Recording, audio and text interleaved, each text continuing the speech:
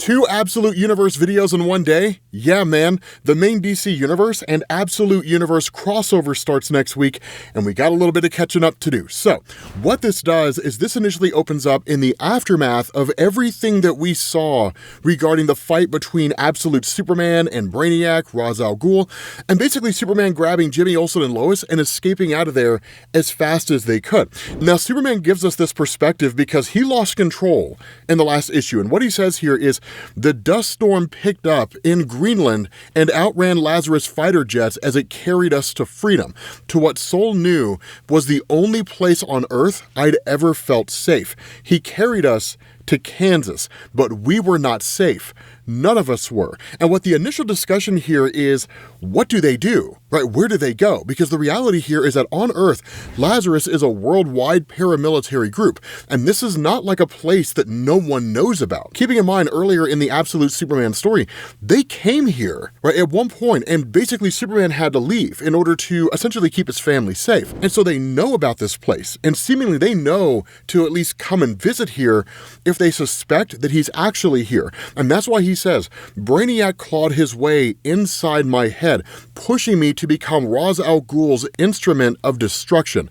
And it almost worked. My hand was at Brainiac's throat and I was squeezing until Saul did what he's been doing for years now. And that's the one thing that we didn't know. He almost killed Brainiac, right? But for some reason, he didn't. And that's where you get Saul chiming in here. And he says, relax your mind, Kal-El, close your senses to the rest of the world, and remember who you are. And so this jumps back 5 years earlier, and this is actually in response to that moment when he had to leave Kansas. And that's one of the things to keep in mind. Unlike the Superman that we know in the main DC universe, when Superman arrived in the Absolute Universe, right, this reality's version of his character, he didn't really get to experience Kansas in the way that we would traditionally expect, right, being raised by Jonathan and Martha Kent, and eventually going on to develop a dual identity, right, the reporter in Metropolis, but also the superhero and arguably the most powerful being in the world. Instead, he got the first half of that to a degree, but then he had to flee. And so what ends up happening is you pick up in this volcano where he's kind of having this debate with Saul itself. Now, Saul, keeping in mind here, is basically a form of technology, right, developed by his parents back on Krypton, and has been with him ever since. It's kind of the way in which he uses his powers. And that's what's told here, that Absolute Superman says, I will not do it. And Saul just responds, I'm afraid I must insist. And he says, yeah, or what? Right? I can get other clothes, and that's where Saul just says, I'm sure you could, but I do not imagine they will be imbued with an in-depth knowledge of Kryptonian physiology or prove capable of regulating your solar intake when you suffer another nocturnal flare. And so that's where you find out the whole debate here isn't necessarily whether he's going to jump into the volcano or anything.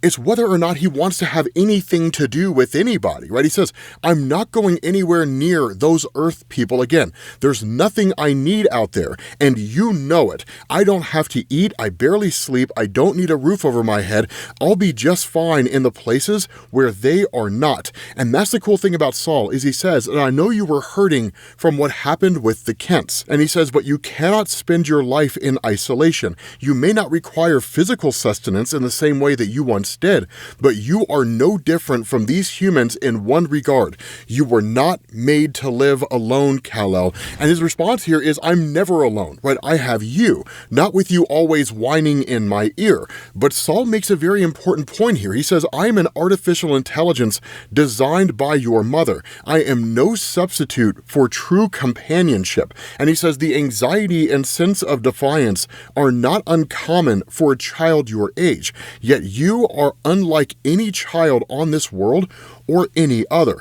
All the more reason for you to avoid becoming untethered to this planet's native inhabitants. Now, that's a very important thing, and it's a very, very important statement, because the reality here is if you break Superman down for what he is, right, this universe, the Injustice universe, the main DC universe, and any reality in between, the reality here is that he's just not an Earthling. he is not a human being. And so no matter what he does or how hard he tries, he will never truly be one of them.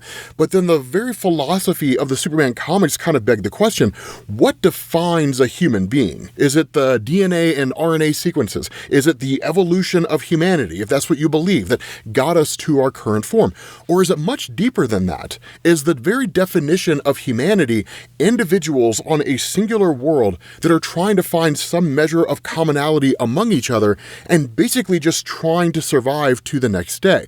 And that really is kind of the heart of Superman's stories. He is not of Earth, but he might as well be, because besides his incredible strength and near God abilities, there is no differentiating factor between Superman and Lois Lane or Lex Luthor or Bruce Wayne or Barry Allen, that they're all just people in this world trying to make their way and doing the best they can. It's one of the best things from James Gunn's Superman films. And so in a scenario like this, where Superman is kind of at a fork in the road, right, he can either stay the course and accept the fact that he's trapped here on this world, or he can just ignore humanity, operate separate from them, which risks him becoming someone like a demagogue, right? Never really seeing humanity as anything equal to him, and then eventually adopting the mentality that humanity is something to be ruled over, as opposed to led into a better future. And that's what Saul hits at here, right? He says, my interstellar capabilities were exhausted on the flight from Krypton, like it or not. We are stranded on Earth. And even Superman kind of lets out this little bit of a wishful thinking, right? Where he says, not for long, right? One day I will be strong enough to jump to the moon and never look back. And that's where Saul says, I mean, potentially, but until then, we need to make this place a home, whether you want to or not. And so at that point, Saul's just like, the other thing here is that you smell really, really bad. So we need to get you cleaned, right? And so that's where things get interesting, because that's how Superman kind of ends up in the rest of the world. And the question that's asked, right, he says, where are you taking me, Saul? And Saul simply says, that is up to you. With your abilities and intellect, you could earn a place in the highest levels of earthly society. Now, Superman's initial thought here is that it's something like the Science League. But keep in mind, the Science League in the Absolute Universe is nothing like it is in the main DC universe. The destruction of Krypton in the main DC universe was because of the fact that the Science League just wouldn't listen to Jor-El. In the Absolute Universe, one part of it is that they wouldn't listen. The other part is that they actually already knew what was going on. They were just pretending like they didn't know and were pretending like they weren't listening. So they could have their escape pods, they could get off the planet, and everybody else would be left to die. And so that's why Saul says, this is not Krypton. You must adapt your thinking to the world at hand. Here, you could achieve the social advancement that your parents were denied. But in response to that, Superman says, my parents lived their whole lives with this symbol on their chests, so I'll damn sure die with it on mine. There's only one place a son of the Redlands belongs, and that's in the sun. And so once he gets to this place out in the Philippines, basically working kind of out in the fields, he says, it would not last, and it never does. And it's really interesting here, because while he's working out here, he actually ends up coming across this woman by the name of Carmelita. And she basically just like tells him he needs to drink some water, and she's like, look, I'm sorry, it's the mom in me, right? She's like, you carry more sugar cane than anyone without resting in the shade, without even stopping for a drink. Lazarus will gladly work you to death if you let them, and the sun is happy to oblige. And so where Superman initially addresses her, right, she says, you have the softest, kindest voice for one so mighty, but do not take the gruel that Lazarus gives you. Let me cook for you, right? And introducing herself, when she goes to touch Superman, it burns her hand. And that's an important thing here. Superman is kind of learning how his powers work to a degree. It wasn't his intention to burn her. And in fact, he says, the longer you stand in the sun, the more the shadows grow around you. And in response to her being injured, peacemakers show up. But they're not here to tend to her injuries. They're here to scream at everybody, right? Like, why aren't you guys working? Get back to work. And initially, Superman is like, look, you need to chill. He grabs the guy's arm and says, like, can't you see that she's hurt? And of course, this peacemaker's pissed off over the fact fact that Superman would touch him. And when Superman goes to yank away, he rips the guy's arm off by accident, right? And at that point, he's like, I really didn't mean to, like it wasn't my intention. And so in the face of that, he races off. And this is when you get to see absolute Superman begin to lose control. And it's when you start to see his darker side. And the cool thing about this is that I feel like this is going to be carried over. And I'll tell you guys why here in a second. But what goes on is he just says, I didn't mean to do that, right? Saul responds and says, of course you didn't, Kal. And Superman says, I didn't know my own strength. But Saul tells him, every day that you are here absorbing the energy of the Earth's yellow sun, your abilities multiply. You must learn to be especially careful around the humans. And of course, he asks the question, did I kill that guy? But basically his guilty conscience is assuaged by Saul, who says, look, Lazarus has advanced medical facilities. His wound is being treated as we speak, I assure you. But that's when the darker side comes out, because Superman asks the question, well, maybe he should die, right? And Saul's just kind of like, look, Kal, right? And the response to Superman, isn't that what he deserves? What all of them deserve? Those Lazarus goons, with their big guns and their fancy armors, I could kill them all in a day. And Saul's response is like, you don't mean that, right? And he says, Lazarus means murder. And if I fought back and stopped them for good, it'd be like when my dad, when he slaughtered those beasts in the mine. But the response is Saul, right? Humans may be primitive with a shocking capacity for cruelty towards one another, but they are not animals. And if Jor-El and Laura were here, they would tell you, just as they once stood up and told the Science League, that you do not have the right to judge and execute people simply because you can. But the response to Superman here is, they're not here though, are they? They are dead. And you don't know what you're talking about, Saul. You're not even real. And that's a valid point. The reason simply being because humans judge and hunt other organisms for any number of reasons. If Superman is as far beyond human beings as human beings are beyond rhino and deer and elk, why shouldn't he be able to kill them? Why shouldn't he be the one to decide who gets to live and who gets to die? But Saul responds to all of this and he says, you are correct. I was made to protect you and to remind you who you are. This I will continue to do, Kal-El, for there is no one else who can. But the response of Superman is, I think I'd like to try and get my own thoughts down now. And he specifies, in private. And that's where Saul simply says, of course, Sal, these have been extraordinarily traumatic times for you. Tomorrow, we will talk again of the dangers of isolation. Until then, you deserve your solitude. And this is a phenomenal moment in the comic. Superman's fortress of solitude is not this gigantic citadel that exists out there in the world somewhere, and that it emerges from the ground whenever he needs it, or the only method of entry is a gigantic door with an equally gigantic key, right? Instead, his fortress of solitude is his own personal solitude, his own personal space where he can shut down and block out the world. It's a phenomenal concept because it takes the idea of the fortress away from being this physical construct and it turns it into something metaphorical. It turns it into something almost emotional, something that you and I can relate to, right? Because we have our own little way of like shutting out the world, playing video games, journaling, going for a run, working out in the gym, whatever the case happens to be. And that's what happened here out in Kansas. That in the aftermath of everything that had happened, Clark had basically shut down, right, and kept himself contained. And when he emerges, Saul asks the question, are you well? And the response of Superman, no, I am not okay. Now, here's an amazing moment that comes in this story, right? With Superman kind of coming to, you switch over to like this little, Smallville steak shop, right? This little diner, essentially. And you've got Lois Lane and Jimmy Olsen here while they were waiting for Superman to finish doing whatever it was that he was doing. And there's a cool conversation, right? Lois Lane says, 1 sirloin and eggs over easy, short stack with bacon, 2 bowls of chili with extra cinnamon rolls. And then of course, the woman asks Jimmy Olsen, what are you gonna have? And he just says anything, right? I'm literally starving, and I do literally mean literally. And so that's where Lois just says, what he means to say is, we're hungry, but we don't currently have access to any funds. Is it possible that we could wash dishes or do some chores in exchange for a meal? And that's where this waitress asked the question. It didn't work out like you hoped with Lazarus Corp, did it, Agent Lane? And Lane has no clue what she's talking. She's like, what are you talking? Like, how could you possibly know this, right? And this woman says, it's a small town. Hell, it's right there in the name. I know who you are. Both of you.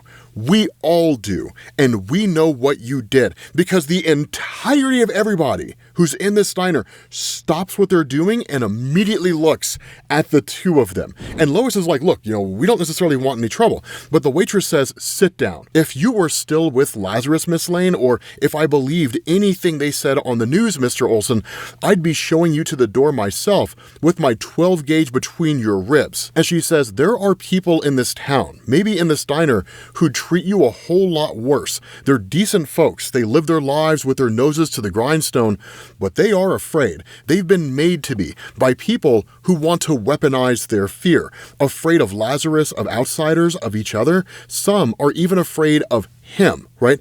Superman, of what he can do, of where he could be from, and what that means. The rest of us, we know who he is because we know what he's done for Smallville, how many lives he's saved, without asking for anything in return.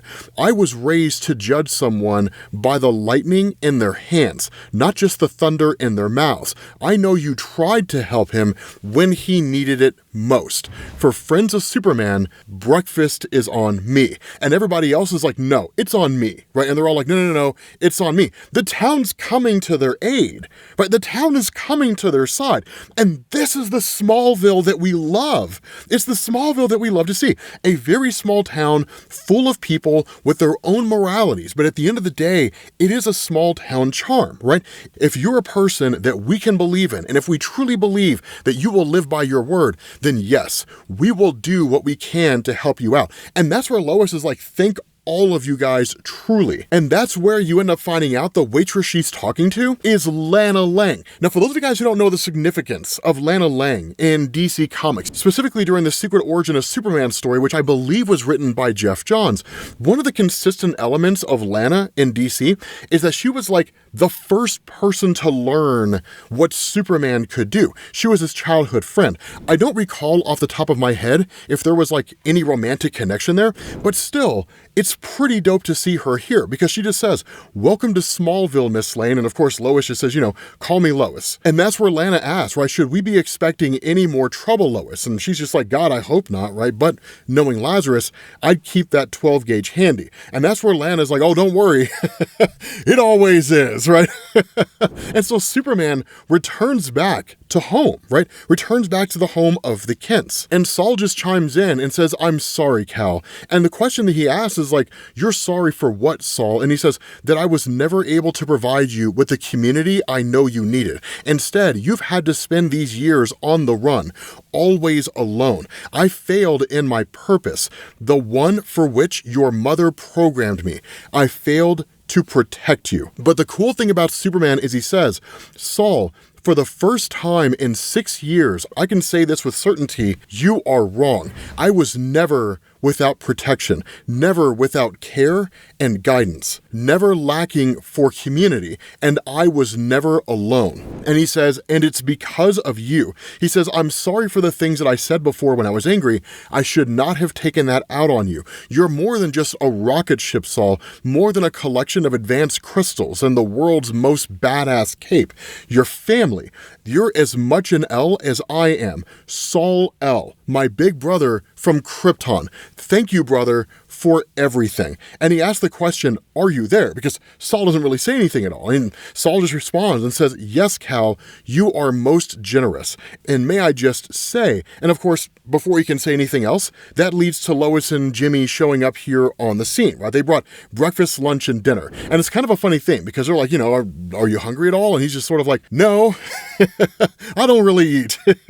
And Jimmy Olsen, right, as awesome as ever, is just like, did you say that you don't eat? And then he looks at Lois. He's like, did he say that he doesn't eat? He's like, that's the saddest thing I've ever heard. And it is, right? It means that Absolute Superman has never sat down and enjoyed a medium rare ribeye steak, which is the only way you should eat it. And that's where Lois is just like, you look like you're feeling better, right? And that's where Superman just says, Agent Lang, right? Saul told me what happened in Brainiac's lair to your father. And he says, I'm deeply sorry for your loss. And all I can say is that those responsible will face justice. I will not rest until they do. And initially Lois just kind of understands the situation, right? She sort of tells Superman what was really going on here. She says, we all made our choices, my dad included. And she says, I'm just glad that you're feeling better, Superman. And that's where he's just like, Kal, right? Sticks his hand out for a handshake and says, my name is Kal-El, Kal-El of Krypton. And it's an actual introduction between the two, because one of the things to keep in mind is that they've never really had a true introduction where they've like shook hands and met each other more as allies, as opposed to just two people who happen to be in the same place at the same time. And so the question's asked, right? Do you have a safe place? And he says, I do, right? It's right here on my back. And his name is Saul. And of course, like Jimmy Olsen introduces himself, right? He was like, I'm Jimmy, right? I've never met a Kate before. And that's where Superman's just like, Saul brought us here to help me remember. And you're right. Ra's al Ghul will not stop. He'll do whatever he can to bend me to his will, no matter who gets hurt, which is why we cannot leave. And the question of Lois is like, why? Like, why are we unable to leave? And the response to Superman, it's Ra's, right? He's already here. And that's where you find out it's not simply just him showing up with his daughter Talia. No. It's him showing up with an army, the biggest army I've ever seen. Tanks, mechs, helicopters, the whole 9 yards. And Lord knows, against somebody like Superman, he's gonna need it. So with that being said, guys, we're gonna bring this to an end. Hopefully you guys enjoyed this video. If you did, drop a like. Thank you all for watching, and I will catch you all later. Peace.